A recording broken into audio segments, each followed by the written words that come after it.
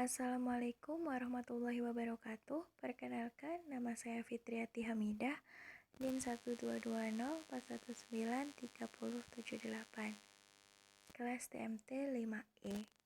Pada kali ini saya akan menjelaskan materi struktur aljabar ring.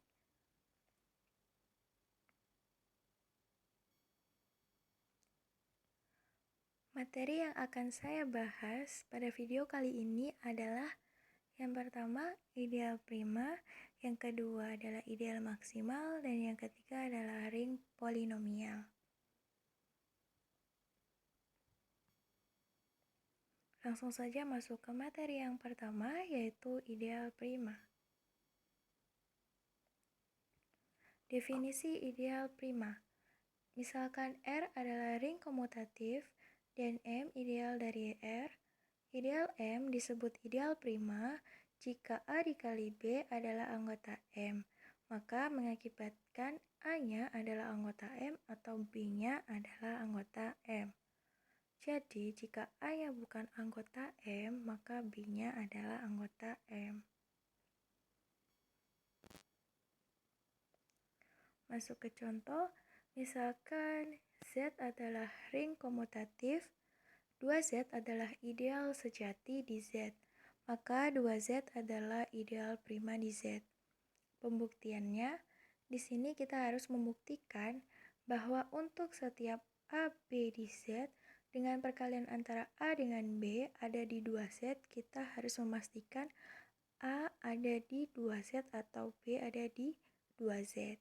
Jadi, kalau salah satu dari ini dipenuhi, maka 2Z adalah ideal prima. Akan tetapi, jika keduanya tidak memenuhi, maka 2Z bukanlah ideal prima. Ambil A di A, B di Z dengan perkalian antara B ada di 2Z.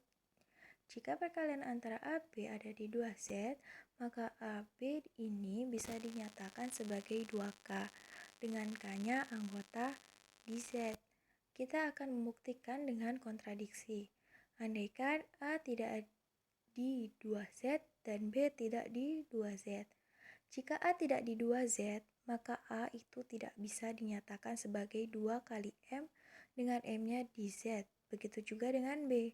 B tidak bisa dinyatakan sebagai 2 kali N dengan N-nya di Z. Jika A tidak bisa dinyatakan sebagai 2 kali M, artinya A bukan genap. Maka salah satu-satunya kemungkinan A-nya adalah ganjil. Maka kita misalkan A itu sama dengan 2M plus 1. Begitu juga dengan B-nya, sama dengan 2N plus 1. Perhatikan bahwa A dikali B itu sama dengan 2M plus 1 dikali 2N plus 1. Maka sama dengan 4MN plus 2M plus 2N plus 1. Sama dengan 2 dikali 2MN ditambah N ditambah M ditambah N ditambah dengan 1. Artinya 2 kali sesuatu ditambah 1. Maka AB ini adalah bilangan ganjil. Artinya dia bukan anggota 2Z. Berarti terjadi kontradiksi dan pengandaian salah sehingga terbukti bahwa 2Z adalah ideal prima. Lanjut materi yang kedua, yaitu ideal maksimal. Definisi dari ideal maksimal. Ideal M dari ring R disebut ideal maksimal jika tidak ada ideal sejati dari R yang memuat M. Jadi, misalkan kita punya ring komutatif R, kemudian kita punya sebuah ideal sejati M. Jika M adalah ideal maksimal di R, kemudian misal ada N yang juga merupakan ideal di R, maka N ini tidak lain adalah M atau N ini tidak lain adalah R. Artinya, jika M ideal maksimal, maka tidak ada ideal sejati lain yang memuat M. Jadi, yang memuat M adalah R. Lanjut ke contoh. Misalkan ada Z8 yang anggotanya adalah 0, 1, 2, 3, 4, 5, 6, 7.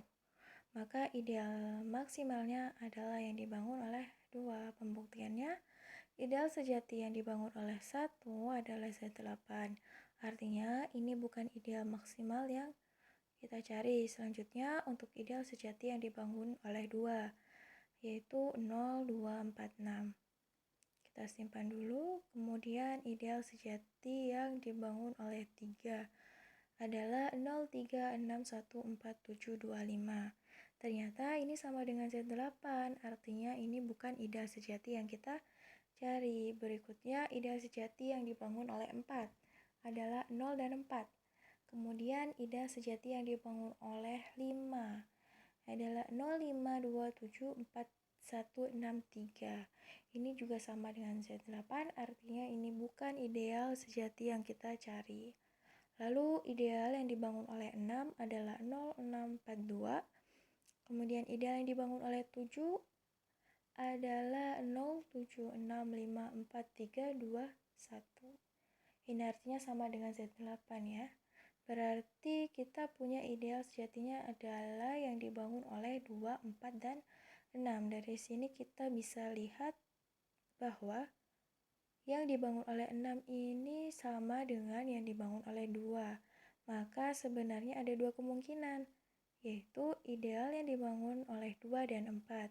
Dari kedua ideal ini yang maksimal adalah ideal yang dibangun oleh 2. Karena ideal yang dibangun oleh 2 tidak termuat pada ideal yang dibangun oleh 4, sedangkan ideal yang dibangun oleh 4 termuat di ideal yang dibangun oleh 2. Lanjut ke materi yang terakhir, yaitu mengenai ring polinomial. Definisi ring polinomial. Sebelum menuju ke definisi ring polinomial, kita harus tahu himpunannya apa. Jadi misalnya kita punya ring R, lalu dibentuk Rx, yang mana Rx adalah himpunan semua polinomial dengan koefisien R dan variabel X. Untuk membentuk ring, maka membutuhkan dua operasi, yaitu operasi penjumlahan dan perkalian. Kita tuliskan misal diambil dari dua anggota dari Rx. Anggap saja F dan G, yang mana F-nya kita tulis A0, A1, A2, dan seterusnya. Dan G-nya kita tulis B0, B1, B2, dan seterusnya. Maka untuk setiap F dan G didefinisikan operasi penjumlahan dan perkaliannya seperti yang sudah tertera di PPT.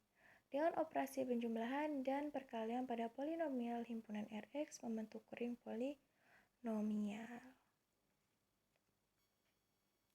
Terima kasih, sekian dari saya. Kurang lebihnya mohon maaf. Wassalamualaikum warahmatullahi wabarakatuh.